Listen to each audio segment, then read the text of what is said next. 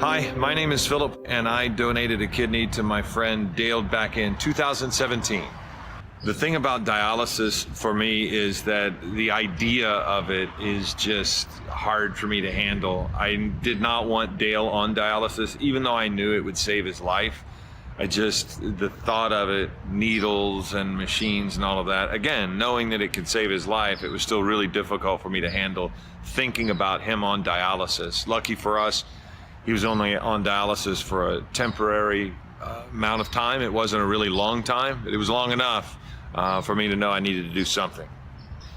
I think the thing I learned about kidney disease through all of this is clearly it's a silent killer. It's just a disease that so many people let sneak up on them. They don't get it addressed because maybe the symptoms don't appear like it's anything serious. Maybe they're just tired. Maybe they just have high blood pressure. They think they can work through it, rub some dirt on it, so to speak. But we learned very quickly that kidney disease is not something that you want to put off, kick down the road. And kidney failure, once you hit that spot, your whole life turns. Everything just turns immediately, and you start looking at all of the options, and you want to do whatever possible. I decided to donate a kidney because that's always the $100,000 question that everybody wants to know. I had so many different reasons, and I think that as I have gone through this process, I realized everybody has their own reason. But for me, it all goes back to an article I read in Sports Illustrated many years ago by Rick Riley, who just simply brought up the possibility of living donation. I never even knew that it was a real possibility. But those written words moved me to pray and to talk to my family, and not that I prayed for any friend of mine to get sick, but prayed that if a friend got sick, that I would be ready and not forget those words that had been written in a Sports Illustrated magazine so many years ago. And then you fast forward a decade, a friend of mine got sick. I was ready to donate. When I called my mom to tell her what we were about to do, she never tried to talk me out of it. And when I asked her, I said, I would have thought you'd be a little more cautious about this. It showed me how important it is to share your thoughts and ideas with your family, because my mom said, well, if you prayed about it all those years ago and told me about it, who am I to try to talk you out of it? Now I'm here to support you. And that support was so important to me. But I kind of knew from the beginning, as the moment Dale got sick, I knew I was going to be the one, because I had thought about it. I had prayed about it. And again, so many people have so many different reasons. And I'm never here to try to talk somebody into or out of something, because it's such a personal choice. But the one thing that I'll always remember, and I always tell people, is if it's something on your mind, think about it before you're forced to think about it. And make sure you share your thoughts and your feelings with family members or friends, so that once that time comes, if it does, not only are you ready, but you have the support surrounding you that you need. When I started doing research on living kidney donation, it started very simply just reading an article that it was possible by a sports writer, a columnist, who pretty much told me everything I needed to know, and that is that it was possible. But after the fact, I did more further research, and through the process, I found more research. And the one thing that surprised me was the frequency of it. When I did my living donation, some 7,000 people every year donate as a living donor. And so while people may be shocked and amazed that somebody did something like this, it always amazed me that we are surrounded by people in this great country who've done the same thing. And those that did it 10 or 20 years ago set the stage for people like me to be able to do it and only miss a few days of work, 8 days of work. Granted, all I do is sit and talk, so it does take a little longer than that generally for full recovery.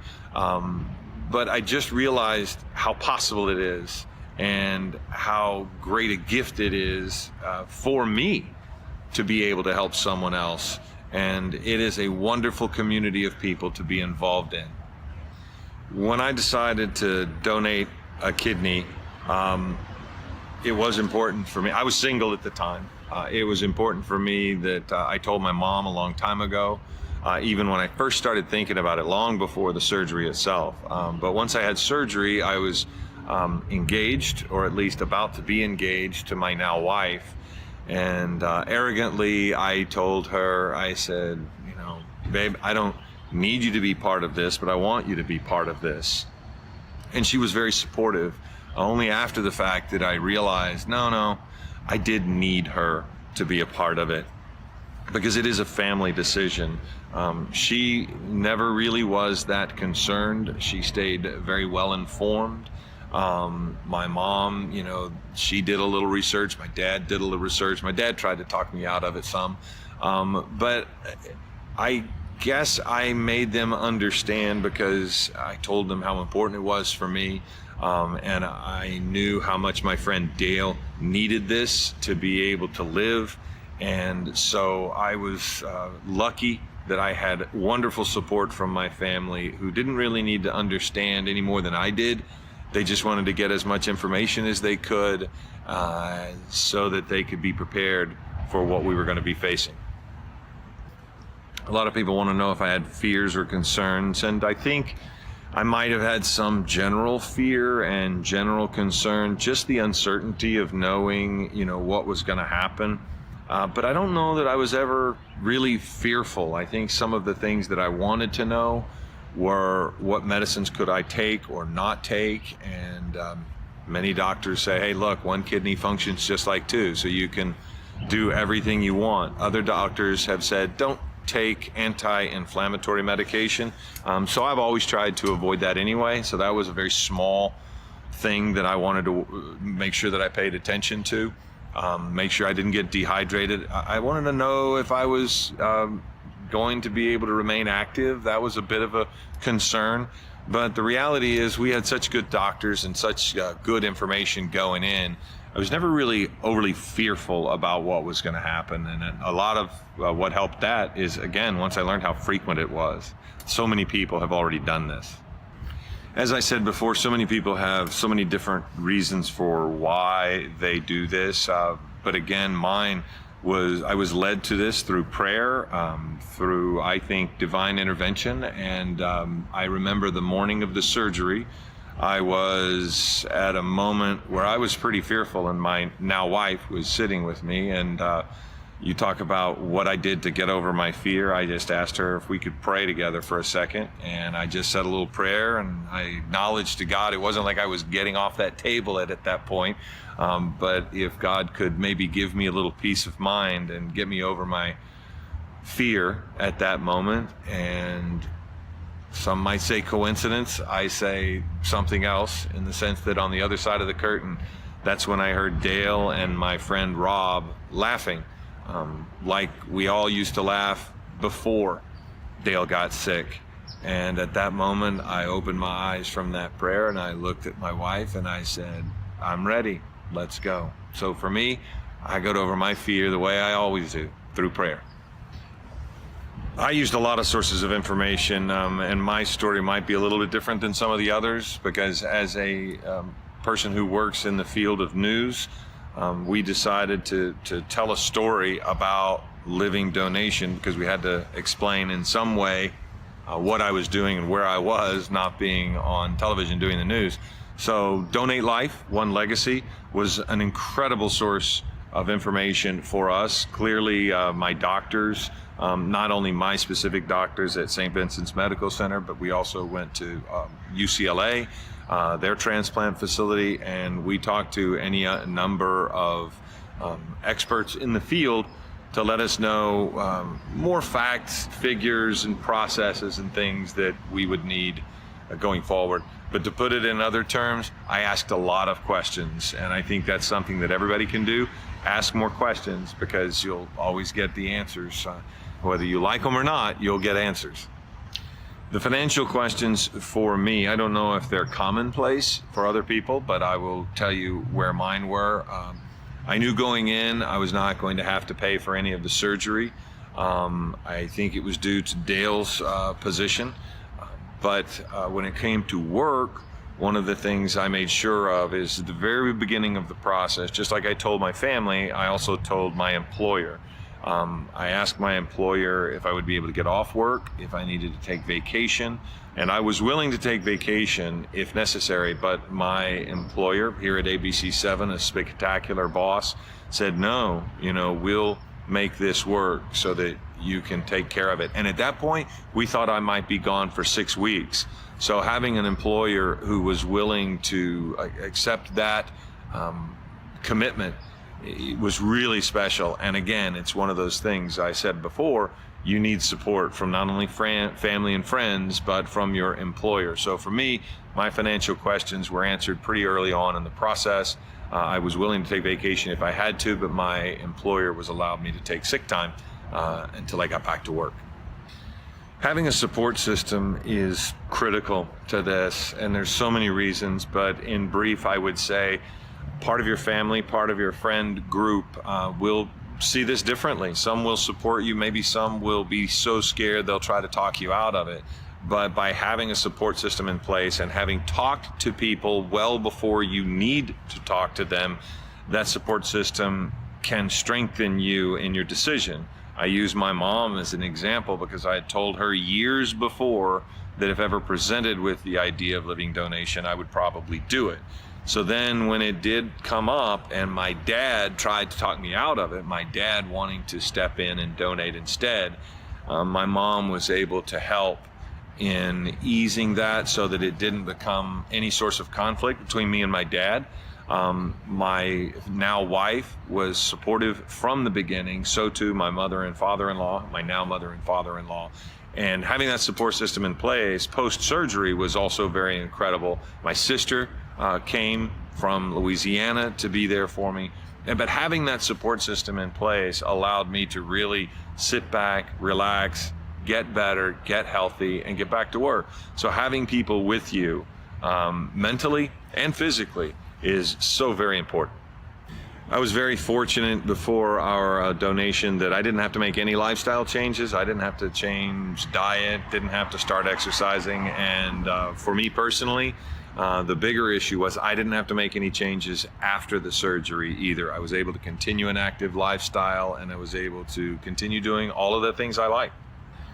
We set some sort of land speed record, I think, through our surgery and everything. From the time we were told, Phillip, you can donate to Dale. Dale, you can accept it from Phillip. It was 2 weeks before we went in to have surgery. I had surgery on a Wednesday morning, very early. I was out and in my room sometime that afternoon on that Wednesday. I went home from the hospital on Friday. I was off that Wednesday, Thursday, Friday. Then I was off all the next week. And then the following week, I went back to work for a half day. Now, granted, I should have taken more time off, but because I do the news every day and people had become concerned for my health, I decided to go back to work probably a little earlier than I should. And then it took me, I gave myself 2 months after surgery to be 100% healthy, back to all of the activities that I wanted. I probably could have done much more after a month, but I decided to err on the side of caution and make sure that I was 100% healthy. But again, I went back to work after just taking a week and a half off work, and I feel like I was probably able to work pretty well without any limitations 2 or 3 weeks after. But the surgery itself only took a few hours, and I was out of the hospital on Friday. If I could share a tip about my hospital stay, I think it would be relax post-surgery. Don't push it. You might feel better than you expect, and you might take guests in. You can kind of get caught up in the euphoria of everything that happened. And then I would also say walking is some of the best medicine. Once you can get up and once you can start walking around the hospital floor, I would do that. Take it easy, go slowly, but walking is such a great thing to help get that anesthesia out of your body. to get you back up, and movement always helps. So I would say, on the one hand, take it easy, allow yourself to get better, but then on the other hand, once you can start moving around, get up and walk. My best moment after surgery is probably fairly typical of everyone, and that was the moment that I got to see Dale. We were very fortunate that our hospital put us in rooms fairly close to each other, and so I was able to hobble down the hallway, open the door, and see my friend who was already getting better within hours of surgery. It was a pretty special moment, pretty special day, and I got to share it with a lot of my family. Post-surgery is kind of funny. I went for a 1-month follow-up to my doctor and feeling so great. He asked me how I was doing, and I said, "Oh, I'm fine. I'm back to working out, and I'm doing this and I'm doing that." And he put the brakes on me, and he said, "Hold on a second. How about you give yourself a little more time to be 100% healthy? We've moved your organs around inside, so don't get yourself a hernia." So what I did was I gave myself another month. But I will tell you this, I felt 100% within a month, and I was back to normal, completely living a very active lifestyle 2 months. And I did a triathlon in September after having had a surgery in March. So mine was a pretty rapid recovery. While I was recovering at home, I could pretty much do anything that pain would allow me to. I had a great support system at home, so my mom, my sister, my now wife would all provide my most specific needs, whether that was water, whether that was help going to the bathroom, or help getting into bed, getting me food. But I really feel like I had surgery on Wednesday. The following Monday, I was going into the kitchen to start getting it was shuffling, but I was going into the kitchen to start getting myself food or drink myself. Things that I think I was advised not to do: make sudden movements. I tried to be very deliberate in my actions for a long time, because you don't want to cause yourself a hernia. You don't want to cause any more damage internally as you try to heal. So what I could do was pretty much anything that pain would allow, and what I couldn't do was I just didn't want to make sudden movements. I wanted to give myself time to be 100% healthy. After donating a kidney, my health has been completely fine. There's nothing been wrong with me at all. I think if anything, I pay more closely attention to my health. I make sure that I go to my doctor for regular visits. I get my blood work done, check my creatinine levels, which everything is still just fine. So really, I have no health complications whatsoever as a result of being a kidney donor. I became more aware of my health through this process, primarily because you're given such a rigorous physical prior to surgery to make sure that you can handle it and that you're okay. I think post-surgery, one of the great things has been just the general awareness of my health. Being as a guy, a lot of times I skip out on going to the doctor, but now I feel like, no, I'm going to go ahead and make sure that I stay on top of my health and my fitness, and I make sure that I get my blood work done on a regular basis, and I pay attention when the doctor gives me those numbers back, and I try to do everything he says. But I think that's a good thing. I think maybe I'm just more aware, but there are no side effects, not for me anyway.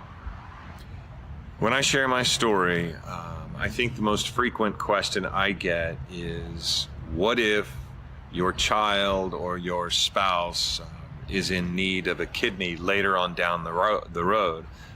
If your family member gets sick and now you're unable to donate, what do you do? And that was a pretty easy question for me very early on in the process, is what if they don't? What if my friend Dale died because I was waiting about the possibility of a family member getting ill, and then no one ever got sick? And that was something I just couldn't live with. I couldn't live with Dale dying knowing I could have made a difference. Hopefully nobody ever gets sick, that's for sure. I think overall what surprised me most about the whole process is the frequency of living organ donation. I knew it was possible, I didn't know so many people had done it. Before I made a decision to donate a kidney to my friend, I didn't know anybody who had ever gone through this. Now I'm in a wonderful community of hundreds of people who have done the same thing. Some who have had family members receive a living donation twice from different family members. So I think the thing that surprised me is how many people have joined this wonderful community. Looking back on this process, and it has been about 10 years now since we went through it, I think there are a couple of things that really stand out for me. Number one, first and foremost, beyond everything, for me, this was an answer to a prayer. And so for me, to be able to go through this emotionally and spiritually was an incredible experience. And then outside of that, I know that tangibly, very specifically, I helped save a person's life. And that person, as a result, got to see his daughters get married. He's got the possibility to be a granddad. He's watched them both graduate college. And I have been given so many friends, so many very, very close friends through all of this. So much of this is something I never would have expected. I just wanted to help Dale. That's all. I just wanted to help Dale. And who knew at the beginning of the process I would be given so much more than I could ever give Dale. The best advice I could give to somebody who is thinking about going through this as a living donor, one, emotionally, I would say make sure that you talk to family and friends about it in advance. Don't wait until you have to talk about it, but talk about it, share, ask questions, and do your research to find out what's possible, what might happen, what could happen. But make sure that you're sharing your thoughts with other people so that you're not alone, so that you have a support group. And then physically, I think in preparation for the surgery and post-surgery, I think in preparation, make sure you're fit. I mean, that's such a simple piece of advice that you can use just in your life in general. But when it comes to this type of surgery, make sure that you're physically fit, that you're in shape, that you're ready to go. And then that way the recovery will go faster. And in the recovery process, I would always try to say, take your time. Give yourself time to fully heal. And part of that is just to simply walk around the block. Just walk, get on your feet, move slowly. Don't push it because you've just had a major surgery. Don't lay around thinking that you need 2 or 3 months to get better, because you don't. You do need to get up. You do need to start moving around nice and slow and steady. No sudden movements. But my advice would be get a support group. Make sure you think about it ahead of time. Make sure you're fit going into surgery. And then coming out of surgery, take your time, but move. Get up and start walking. You've done a great thing.